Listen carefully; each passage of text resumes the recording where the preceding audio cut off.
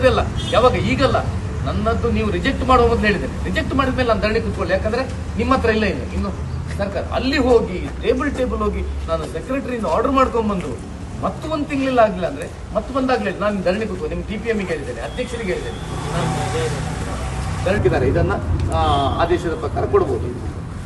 ಅಲ್ದಿರೋರು ಇಲ್ಲ ಅಂದ್ಕೊಡ್ಲಿ, ನಾಳೆ ಅವರೊಳಗೆ ಹೋಗ್ತಾರೆ. ಚಂದ ನೋಡ್ಬೇಕು, ನನಗೊಮ್ಮೆ ಉಡುಪಿಯಲ್ಲಿ ನೋಡುವ ಸೆಕ್ರೆಟರಿಗಳ ಆದೇಶ ಯಾರು ಸಣ್ಣದ ನೋಡಿ. ಇದಕ್ಕೇನು ಸುಮ್ಮನೆ ಇವ್ರು ಕೊಟ್ಟದ್ದಲ್ಲ, ನೀವು ನೀಡಿದೆ ಅಂದ್ರೆ ವರದಿ. ನಾನು ನನಗೆ ಕ್ಲಿಯರ್, ನನಗೆ ಸಿಂಗಲ್ ಯಾಕಂದ್ರೆ ನಾನು 24 ತಿಂಗಳಾಯ್ತು. ನಾನು ಈಗಾಗಲೇ ಮಾಧ್ಯಮದ ಮೂಲಕ ತಿಳಿಸಿದಂತೆ ಆ ರೀತಿ ಪತ್ರದ ಮೂಲಕ ಜಿಲ್ಲಾಧಿಕಾರಿಗಳಿಗೆ, ಪೊಲೀಸ್ ವರಿಷ್ಠಾಧಿಕಾರಿಗಳಿಗೆ ಎಲ್ಲ ತಿಳಿಸಿದ ಪ್ರಕಾರ ಇವತ್ತು ಬೆಳಿಗ್ಗೆ 9:30 ಗಂಟೆಯಿಂದ ನನ್ನ ಸತ್ಯಾಗ್ರಹ ಧರಣಿಯನ್ನು ಪ್ರಾರಂಭಿಸಿದ್ದೇನೆ. 9:30 ಗಂಟೆಗೆ ಕಚೇರಿಗೆ ಹೋದಾಗ ಯಾರೂ ಇರಲಿಲ್ಲ.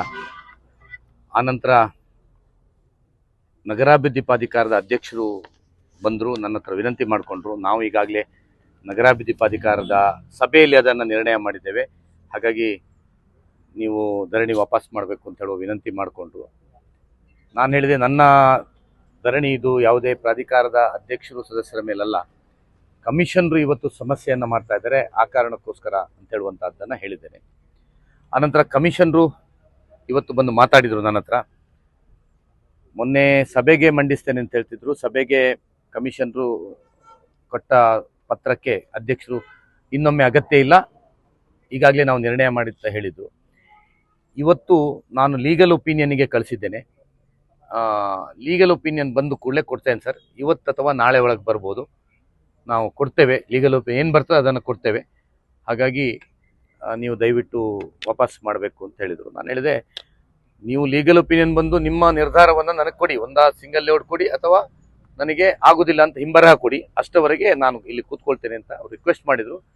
ಬಟ್ ನಾವು ಭಾಳ ಸ್ಪಷ್ಟವಾದಂಥ ನಿರ್ಧಾರದೊಂದಿಗೆ ನಾನು ಇವತ್ತು ಕೂತ್ಕೊಂಡಿದ್ದೇನೆ. ನನ್ನ 2 ವರ್ಷದ ನನಗೆ ಸತಾಯಿಸಿದ ನಂತರ ಇವತ್ತು ನನ್ನ ತಾಳ್ಮೆಯನ್ನು ಮೀರಿ ನಾನು ಇವತ್ತು ಕೂತ್ಕೊಂಡಿದ್ದೇನೆ. ನನ್ನ ಬೇಡಿಕೆ ಇವತ್ತಿರುವಂಥದ್ದು, ನನಗೆ ಸಿಂಗಲ್ ಲೇಔಟ್ ಕೊಡಬೇಕು. 14/1/2026 ಶಾಸಕರು ಕೊಟ್ಟಂಥ ಕಂಪ್ಲೇಂಟಿಗೆ ಬಂದಿದೆ. 20/1/2026 ನಾನು ರಿಕ್ವೆಸ್ಟ್ ಮಾಡಿದ ಮೇಲೆ ಕೊಟ್ಟಿದೆ. ಸೊ ಹಾಗಾಗಿ ಇದು ಕೊಡಬೇಕು, ಒಂದಾ ನಿಮ್ಗೆ ಕೊಡಬೇಕು, ಇಲ್ಲದೆ ನನಗೆ ಇಲ್ಲ ಹಿಂಬರ ಕೊಡಬೇಕು ಅಂತ ಬೇಡಿಕೆ ಇಟ್ಟು ಮಾಡಿದ್ದೇನೆ. ಇದನ್ನು ಮುಂದುವರಿಸ್ತೇನೆ, ನನ್ನ ಆಫೀಸ್ ಅವರ್ಸ್ನವರೆಗೆ ಮುಂದುವರಿಸ್ತೇನೆ. ಇವತ್ತು ನನಗೆ ಸಿಗದಿದ್ರೆ ನಾಳೆ ಪುನಃ ಮಾಡ್ತೇನೆ, ಯಾವ ಥರ ಸಿಗ್ತದೆ ಅಷ್ಟೇ ಮಾಡ್ತೇನೆ. ನನ್ನ ದೃಢವಾದಂಥ ನಿಲುವು ಇನ್ನೂ ಭಾಳ ಸ್ಪಷ್ಟ. ನಾನು ಕೆಲವು ಮಾಧ್ಯಮಗಳಲ್ಲಿ, ಕೆಲವು ಸೋಷಿಯಲ್ ಮೀಡಿಯಾಗಳಲ್ಲಿ ನೋಡಿದೆ, ನೀವು ವೈಯಕ್ತಿಕಕ್ಕೋಸ್ಕರ ಹೋರಾಟ ಮಾಡ್ತಾ ಇದ್ದೀರಿ, ಸಾರ್ವಜನಿಕ ಸಮಸ್ಯೆ ತುಂಬ ಇದೆ ಅಂತ. ಖಂಡಿತ ಉಡುಪಿಯಲ್ಲಿ ಸಾರ್ವಜನಿಕ ಸಮಸ್ಯೆ ತುಂಬ ಇದೆ, ಅದಕ್ಕೆ 100ಕ್ಕೆ 100 ನಾನು ಹೋರಾಟ ಮಾಡ್ತೇನೆ. ನಾನು ನನ್ನ ಜೀವನದಲ್ಲಿ ಒಂದೇ ಹೋರಾಟ ಇದು ನನ್ನ ಮಾತ್ರ ಮಾಡಿದ್ದಲ್ಲ, ನನ್ನ ಇಷ್ಟರವರೆಗಿನ ಎಲ್ಲ ಹೋರಾಟಗಳು ನಿಮಗೆ ನೆನಪಿರ್ಬೋದು. 13 ದಿವಸ ಮೈನ್ಸಿನ ಲಾರಿಯ ವಿರುದ್ಧ ಹೋರಾಟ ಮಾಡಿದ್ದೇನೆ, ರಾತ್ರಿ ಹಗಲು. ಮರಳು ಸಿಗದಿದ್ದಾಗ 8 ದಿವಸ ರಾತ್ರಿ ಹಗಲು DC ಆಫೀಸ್ ಕಚೇರಿಯಲ್ಲಿ ಹೋರಾಟ ಮಾಡಿದ್ದೇನೆ.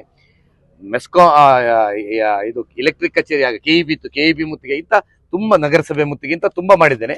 ಆದರೆ ಇದು ನನ್ನ ವೈಯಕ್ತಿಕ ಸಮಸ್ಯೆಗೋಸ್ಕರ ನಾನು ಮಾಡ್ತಾ ಇರುವಂಥದ್ದು. ಹಾಗಾಗಿ ಇದು ನನ್ನ ವೈಯಕ್ತಿಕ ಸಮಸ್ಯೆ ಆದ್ದಕ್ಕೆ ನಾನು ಮಾಡ್ತಾ ಇರೋದು. ಹಾಗಾಗಿ ಸ್ಪಷ್ಟೀಕರಣವನ್ನು ಕೊಡ್ಲಿಕ್ಕೆ ಬಯಸ್ತೇನೆ. ಇನ್ನೊಂದು ಬಹಳ ಪ್ರಮುಖವಾದಂಥದ್ದು ತಮ್ಮ ಗಮನಕ್ಕೂ ತರಬೇಕಾಗಿದೆ.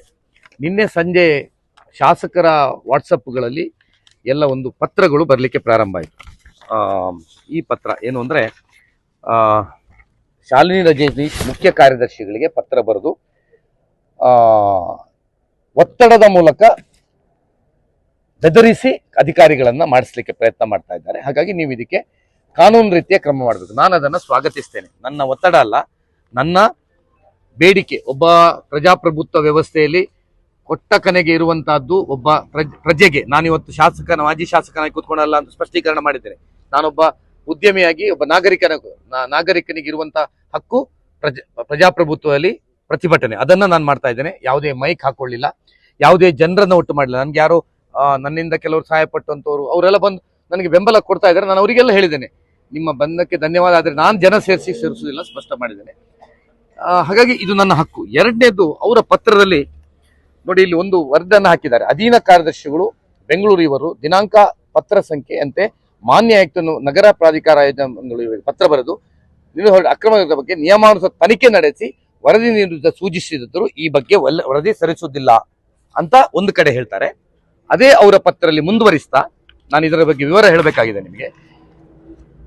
ಕೊನೆಗೆ ನಗರಾಭಿವೃದ್ಧಿ ಇಲಾಖೆ ಸರ್ಕಾರದ ಕಾರ್ಯದರ್ಶಿಗೂ ತನಿಖೆ ನಡೆಸಿ ವರದಿ ಸಲ್ಲಿಸುವಂತೆ ಸೂಚಿಸಿದ್ದರೂ ಈವರೆಗೆ ವರದಿ ನೀಡಿಲ್ಲ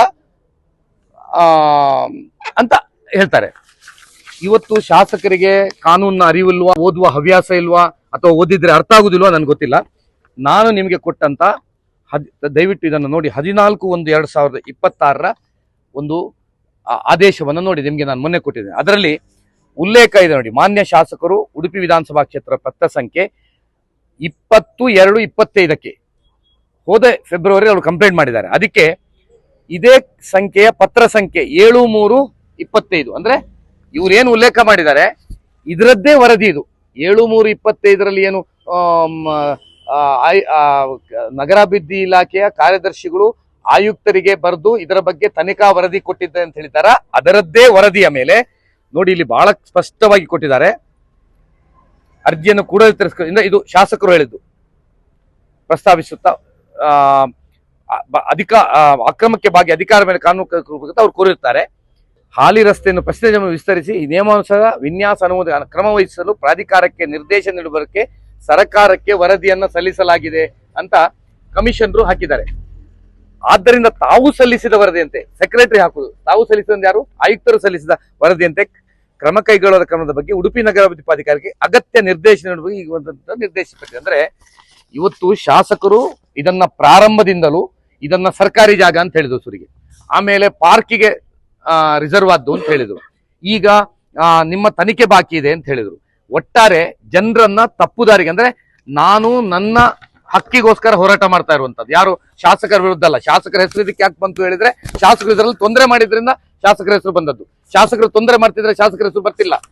ಅಧಿಕಾರಿಗಳು ಮಾತ್ರ ತೊಂದರೆ ಮಾಡ್ತಿದ್ರೆ ನಾನು ಅಧಿಕಾರಿಗಳ ಹೆಸರು ಹೇಳ್ತಿದ್ದೆ. ಅಧಿಕಾರಿಗಳ ಮೂಲಕ ಈ ಶಾಸಕರು ತೊಂದರೆ ಮಾಡಿದ್ರಿಂದ ನಾನು ಇದನ್ನ ಮಾಡ್ತಾ ಇರೋದು. ಈಗ ಜನರಿಗೆ ನಿನ್ನೆ ರಾತ್ರಿ ತಪ್ಪು ದಾರಿ ತೋರಿಸಲಿಕ್ಕೆ ಬಾರಿ ಇವರು ಕಾನೂನಲ್ಲಿದ್ದಾರೆ ಅಂತ ಹೇಳುವ ದೃಷ್ಟಿಯಿಂದ ವರದಿಯೇ ಬರಲಿಲ್ಲ ಅಂತ ಹೇಳಿದ್ರು. ನೀವು ದಯವಿಟ್ಟು ಗಮನಿಸಬಹುದು, 14/1/2026 ವರದಿ ಆಧಾರದಲ್ಲೇ ಇದಕ್ಕೆ ಕೊಡಬೇಕು ಅಂತ ಸೆಕ್ರೆಟರಿ ಅವರು ಮಾಡಿದ್ದು. ಅಂದ್ರೆ ಒಟ್ಟಾರೆ ಜನರನ್ನ ದಾರಿ ತಪ್ಪಿಸುವಂತ ಕೆಲಸದ ಇಂಥ ಕೀಳು ಮಟ್ಟದ ರಾಜಕೀಯಕ್ಕೆ ಶಾಸಕರು ಹೋಗ್ತಾ ಇದ್ರೆ ಅವ್ರು ಅರ್ಥ ಮಾಡ್ಕೊಳ್ಬೇಕು. ಅವ್ರದ್ದು ತುಂಬಾ ಇದೆ, ಅವ್ರದ್ದು ತುಂಬಾ ವ್ಯವಹಾರಗಳಿದೆ. ನಾನು ಇವತ್ತು ಅವ್ರ ವ್ಯವಹಾರಗಳಿಗೆ ತೊಂದರೆ ಮಾಡ್ತಾ ಶುರು ಮಾಡಿದೆ. ಅವ್ರದೆಲ್ಲ ಅಡ್ಡದಿಡ್ಡಿ ವ್ಯಾಪಾರ ಇರೋದು ನನಗೆ ಗೊತ್ತಿದೆ, ಎಲ್ಲೆಲ್ಲಿ ಅಂತ ಹೆಸರು ಹೇಳಿ ಆಗ್ಬೋದು. ನನಗದು ಬೇಡ ಅಂತ ನಾನು ಬಿಟ್ಟಿದ್ದೇನೆ. ಈ ತರ ಯಾರೋ ಒಬ್ಬ ಉದ್ಯಮಿ ಕೆಲಸ ಮಾಡ್ತಾ ಇರುವವರ ಮೇಲೆ ಈ ತರ ಮಾಡುವಂತದ್ದು ಅವರಿಗೂ ಒಳ್ಳುದಿಲ್ಲ, ದೇವರು ಮೆಚ್ಚುದಿಲ್ಲ ಅವರಿಗೆ. ಚೀಫ್ ಸೆಕ್ರೆಟರಿ ಬರ್ತಾರೆ, ಇದೇನಾಗ್ತದೆ ಅಂದ್ರೆ ಚೀಫ್ ಸೆಕ್ರೆಟರಿ ಅವರು ಒಂದು ನೋಟ್ ಹಾಕ್ತಾರೆ, ಇದರ ಬಗ್ಗೆ ಸೂಕ್ತ ಕ್ರಮ ಯಾವಾಗ್ಲೂ ಅಷ್ಟೇ. ಇನ್ನು ಅದನ್ನು ನೋಡುದು, ಈಗ PIL ಹಾಕ್ಸಿದ್ರು ಹೈಕೋರ್ಟ್ ಅಲ್ಲಿ ಇನ್ನು ಅಡ್ಮಿಟ್ ಆಗಿಲ್ಲ ಸರ್, ಜಸ್ಟ್ ಅವರೇ ಹೇಳ್ತಾರೆ ಅದು ನೋಟಿಸ್ ಪೀರಿಯಡ್ ಆಗಿದೆ ಅಂತ. ಲೋಕಾಯುಕ್ತಕ್ಕೆ ಹಾಕ್ಸಿದ್ರು, ಅದು ನೋಟಿಸ್ ಪೀರಿಯಡ್ ಅಲ್ಲಿ ಇದೆ.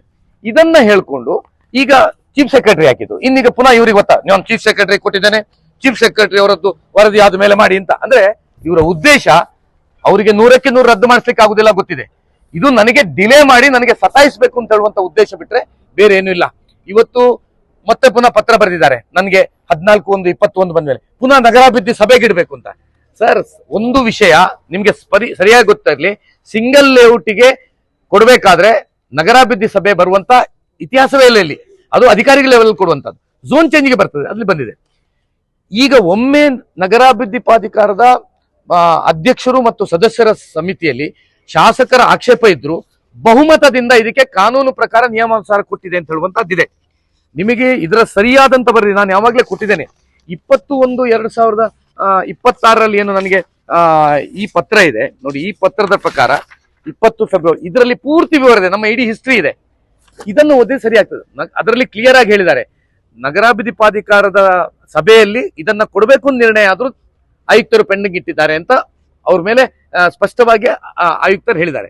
ಸೊ ಹಾಗಾಗಿ ಇವರು ಒತ್ತಡದಲ್ಲಿ ಮತ್ತೆ ಪುನಃ ಸಭೆ ಮಾಡುವಂತಹದ್ದು ಇದು ಕಾನೂನು. ಹಾಗಾಗಿ ಅಧ್ಯಕ್ಷರ ನಿಲುವನ್ನ ನಾನು ಸ್ವಾಗತಿಸ್ತೇನೆ. ಅಧ್ಯಕ್ಷರು ಇವತ್ತು ಬಂದು ಹೇಳಿದ್ರು, ನಾವು ಆಲ್ರೆಡಿ ನಿರ್ಣಯ ಮಾಡಿದ್ದೇವೆ, ನಾವು ಬಹುಮತದಿಂದ ಕೊಡಬೇಕು, ಕಾನೂನು ಪ್ರಕಾರ ನಿಯಮಾನುಸಾರ ಕೊಡಬೇಕು ಅಂತ ಹೇಳಿದ್ದೇವೆ.